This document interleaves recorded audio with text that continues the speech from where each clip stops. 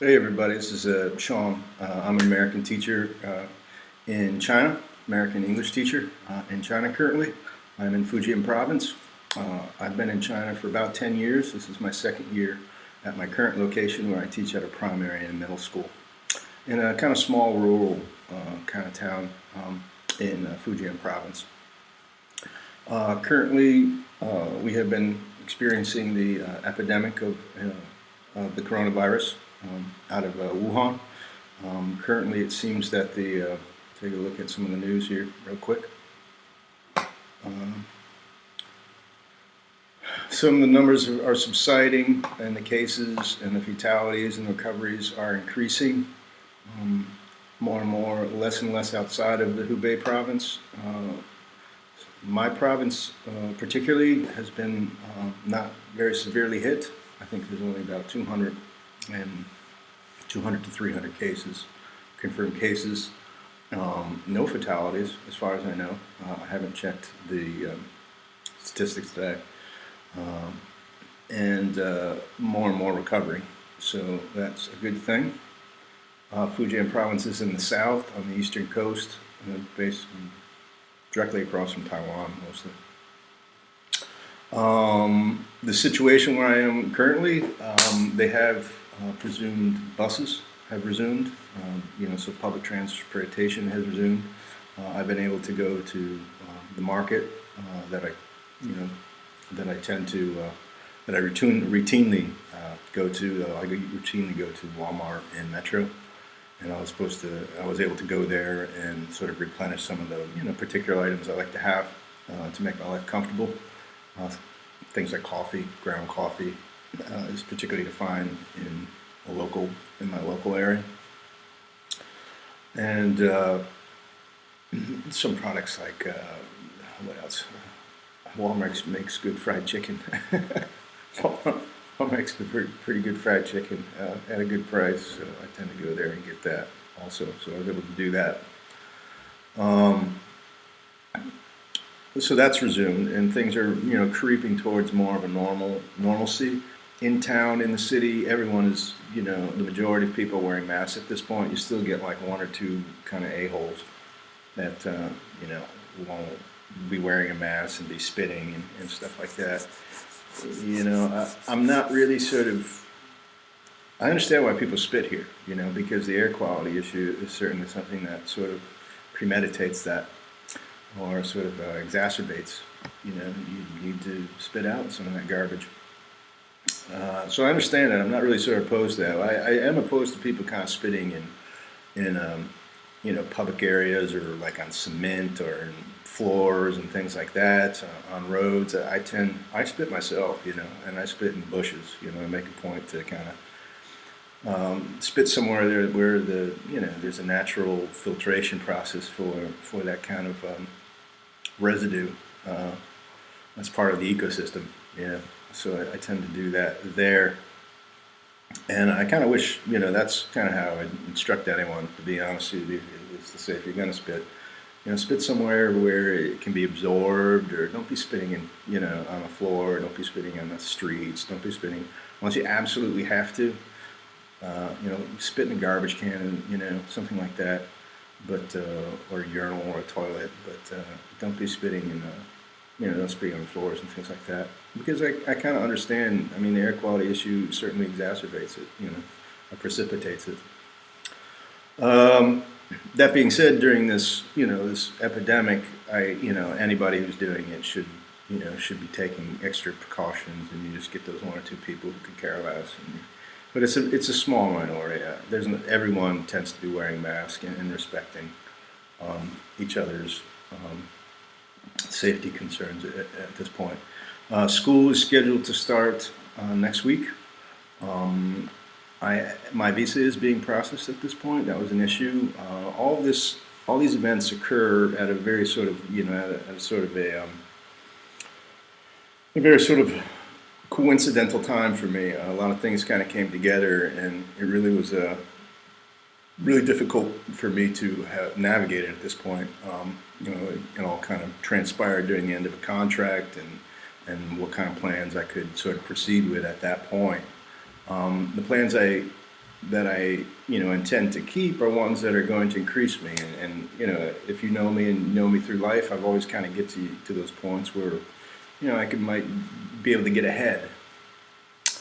And certain forces tend to act against me at that point. I tend to sort of try and undermine that. And it's on a global scale. When you're talking about an epidemic sort of intruding on your progress. It's something big then. But hopefully I'll be able to continue forward with progress at this point, as opposed to just kind of being kind of forced into a position where I have to sort of walk away from it, making progress and go backwards. So yeah, all this happens. I am proceeding with my visa. School starts next week. I've been preparing my lessons. Tend to kind of want to do a little course on going to the doctors, going to the hospital as my first week. I have some textbooks here.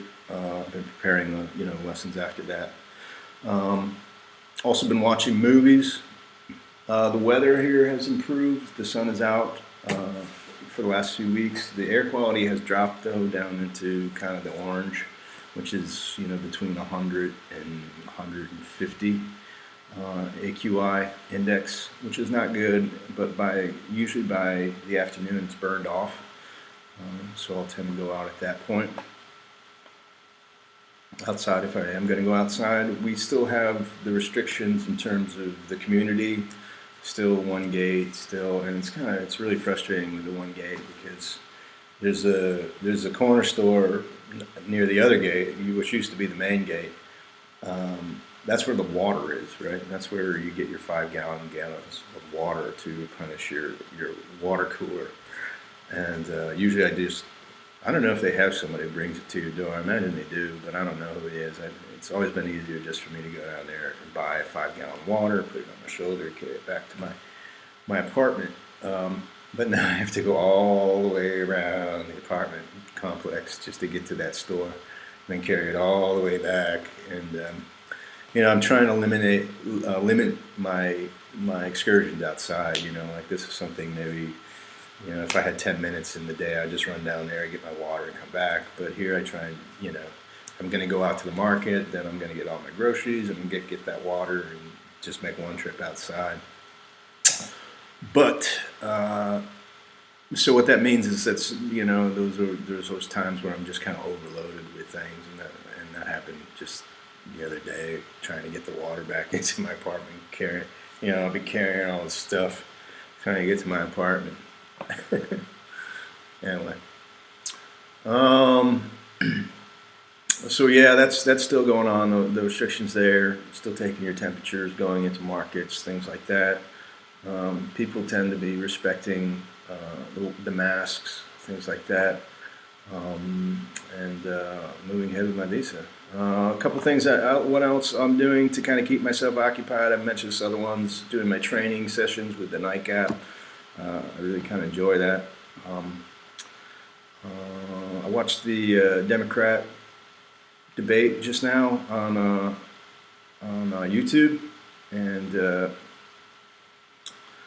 I thought that was kind of interesting. I thought actually the South Carolina debate.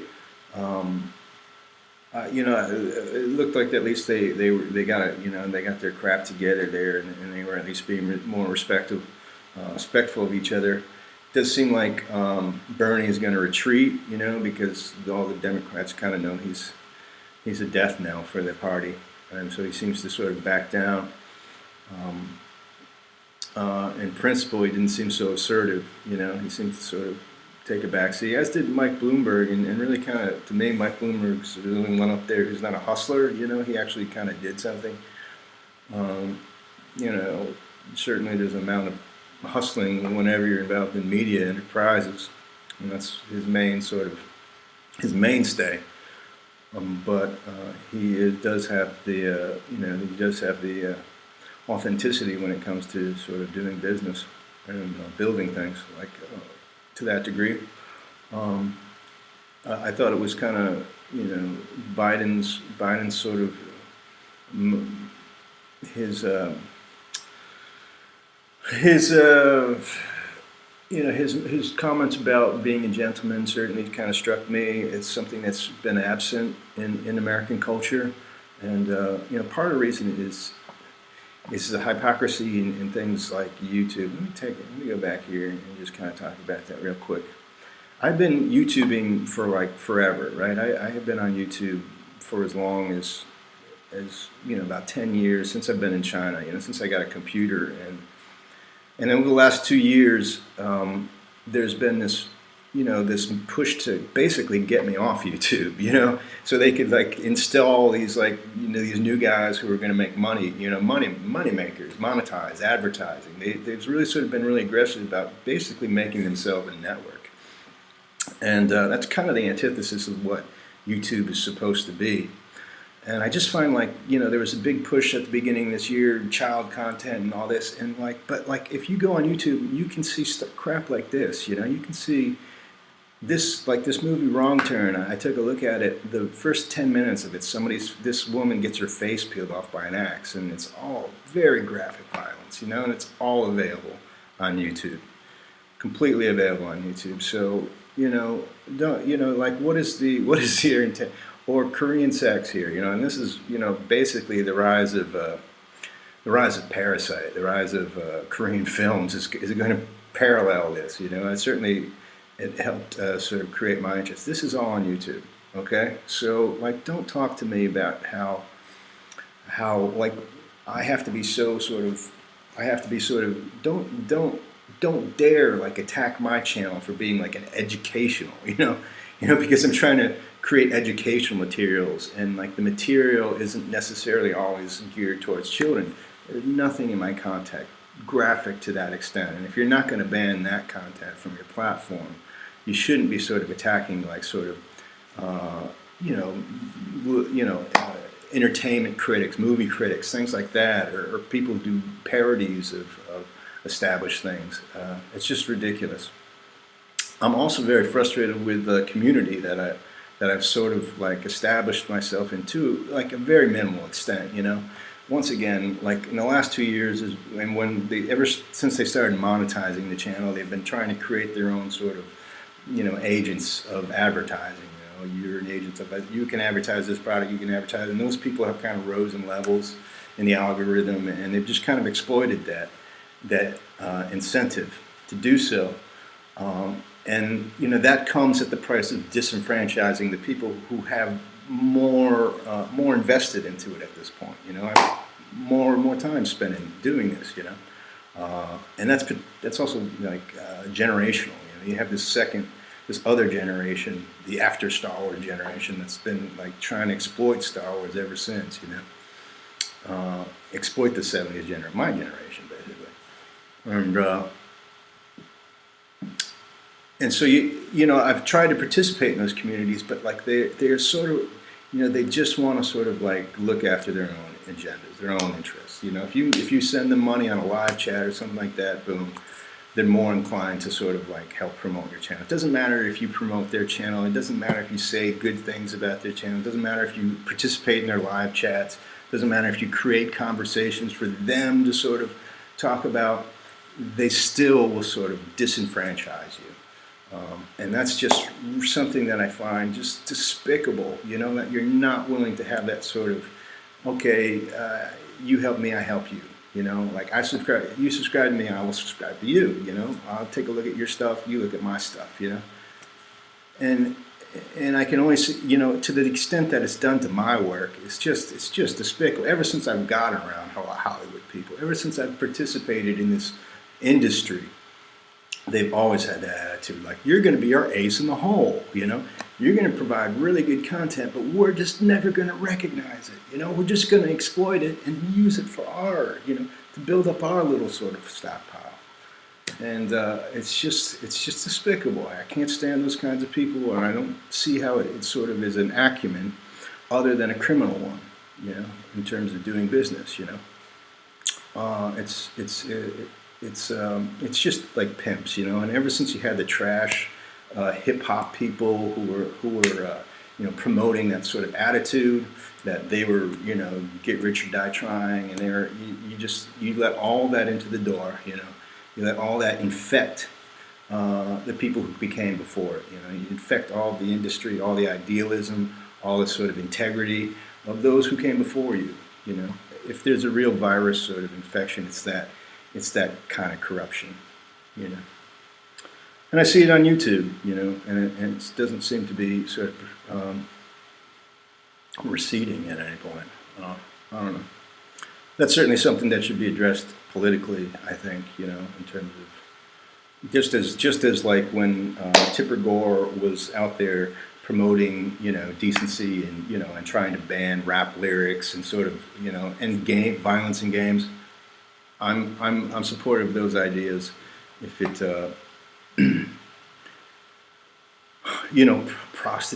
promoting prostitution, promoting sort of lewd and sort of graphic and sort of sensationalized sort of media, not sort of sensationalized media, media based on emotions and sensationalism. Those people who sort of profit most from it will turn around. They're like the hookers trying to go, oh yeah, we were always pure as gold, and it was just because we had to do it, No, you did it because it made you wealthy. It made you influential, and you were bitter about not being influential because you had not earned it. It's a lot different if you have done things, if you have worked in construction, if you have worked in retail, if you've stayed out of jail, you haven't dealt drugs, you haven't talked down to women, you've been a good son, you've been a good person, and then those people turn against you and say like, uh-oh, that guy is the biggest threat that we have, that guy's the biggest threat to us, let's try and frame everything that might create influence in, let's try and spin all that, to make it look like it's more of a threat to the general people, it's garbage people.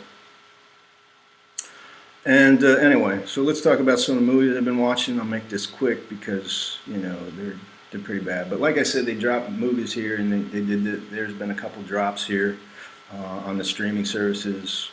And here's some of the movies I got to watch. School Rock, I'll just go through it. It's either forgettable or unforgettable. School Rock, unforgettable. It's kind of one of that movie, they dropped that movie in Hollywood when I started teaching here. And, being a rock and roller, I always was kind of like angry because suddenly people were trying to like perceive me through that sort of prism, like, oh, he's like the screw up loser rock and roll dude, and he's gone to China and he's teaching rock and roll to the kids. He's not really teaching English. That's complete bunk. I've always been teaching grammar. I've always been teaching correct English.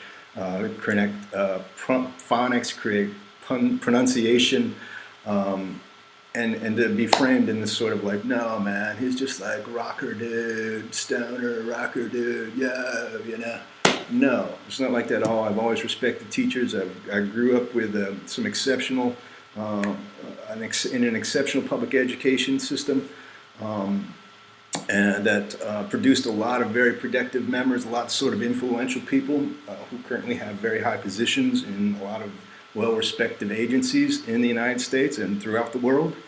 And I just, and I had a lot of promise, I had a lot of potential in that system because I performed well. I did well on my grades, and I sort of was a good student all around. And to have this kind of like garbage come out and say like, oh yeah, no, he's just this kind of screw up trying to hustle, and being seen in that is just disgraceful for me. That being said, it's a funny comedy. I can relate to certain aspects to it as a musician and as a teacher, certainly. But I don't like to be seen as sort of the central character here. When probably I'm more like the band at the at the talent contest, where the kids aren't even supposed to be playing, right? But they hustle their way in the door, and then the band that actually wins, this band called No Vacancy, is a good band, and they win the contest, and then they're like, no, the crowd, because, it's their kids up there. They're like, no, let the kids win, And it's like, yeah, but those guys that in that band over there like worked really hard to, and they need that money where your kids don't need it, So, So I'm more like the band. In the end, there's a band that loses, that wins the contest, but everybody's like, don't, they change their minds for the kids. They play the sensationalism of it. Some other movies: Toxic Avengers, Citizen Toxie. These are probably the most offensive films that are trying to be offensive. That's the whole point of these films. They're films you're not supposed to take serious. I watched those because I actually had a friend who went to work for them in Niskayuna. A guy I knew, a filmmaker there, I knew he actually went to work for them, Trauma Studios, and so I watched it. But I mean, I can't imagine people trying to watch these films with the sensitivities that they have these days, other than people that think they're like, I'm so radical, I can take anything, or something like that. I mean, these things existed a long time ago, so I'm just kind of following along with them. Because if you were into Star Wars, there was always sort of a combination between gore and science fiction and horror. There was always kind of like the Fangoria and Starlog sort of, alliance. I don't know what you would say. So these kind of films sort of hark back to that. So the new Charlie's Angels, that being said, are they forgettable or unforgettable? I would say these are, forgettable. Charlie's Angels, forgettable, but I can see if you have a young girl, you have a daughter, and, on a weekend, she has nothing better to do, I would say, yeah, you can watch that. That's a good thing to watch for you. It shows girls being assertive and strong, and I was fine with that. It's not a very good movie, though. It's just kind of boring. Midnight Special, forgettable. I don't know what the hell that was about. Four Brothers, forgettable. Though I like Mark Wahlberg, all the actors in this movie are great, but it's just the dumbest story. It's just like my mother and grandma. It's just the dumbest story. So forgettable. Queen and Slim, forgettable. I'm going to say, like a lot of these are okay films. Like Four Brothers is okay, but it's forgettable. Queen and Slim is okay, but it's forgettable. Here I was like, well, if it was white people, if it was a story about white people in the exact same sort of context, would it be the same movie? No, it's not, It wouldn't be. So, and the white people wouldn't be out there protesting for him. That's what I mean. It wouldn't be the same, if it was two white people who got caught up in the situation that they were in, it would probably be up to the system to sort of to rectify it, and white people wouldn't be out there one way or the other protesting for him. They'd just say yeah, you shouldn't have fucked with the cops, and the cops shouldn't have fucked with you. Period. But there's some good aspects to it. There's some good aspects to the film. I enjoyed it too. I enjoyed it. It was an engaging story. I watched it through, but it just kind of seemed more of that bullshit. SJ. Poor black people. Nothing ever. Everybody's out to kill black people, and all the cops are bad. And I don't need that. It's not true.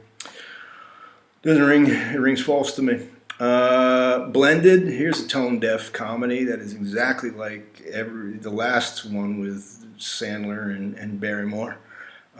Forgettable. I can't believe they even they go to Africa, and it's just the most sort of condescending sort of portrayal of Africa you can see. And that's a romantic comedy. It's just, I guess if I was sort of like if I was an SJW, I'd be all over this film, and I'm not even SJW, but I can totally see what I could see every problem they have with that film, and more than likely I would agree with them on a lot of those points. That it's just this it's not to say that, so what, hey, if these people can go to Africa and have a great time, and the Africans, prosper through tourism and prosper through having these people there coming and doing all that, then I'm cool with that too, but I can also understand the other aspect of it, that this movie just kind of makes it look a little bit icky. And the last one, this was kind of funny. They just put this one up on here. Well, Walk Through the Woods. That was playing here, and that's just garbage. Well, it's not garbage. It's just like Keanu Reeves is terrible in that film. He's just he's unwatchable. I couldn't watch it through. I turned it off. Forgettable. Contagion. I was surprised to see this. You know, I had actually seen it a long time ago, or back when it came out in 2011 or 2016 or something like that. Um, yeah, I mean, I'm in China, and they put this one up there just this week, and I was pretty surprised to see it. Um, you know, it's just fear mongering. It's just kind of like it's just one of those. It's a psychological play. I can't endorse it on that. It's basically Traffic. You know, it's basically the same ensemble film as Traffic and forgettable. Getaway, totally forgettable. I mean, this is a McQueen film remake, and it's stupid. Every part of this movie is stupid. So, forgettable. And did we have any memorables here? School Rock was not unforgettable. It says Intoxi, forgettable. Yeah, all forgettables. Whole lot of forgettable and one unforgettable. That's about it. So that's about all. This is EXPAT News. We'll talk to you next time. Just wanted to check in here, February 26th, Fujian province. That's what's going on. I'm going to ease on out of here. See you. Oh yeah, click like, subscribe, and fight the power.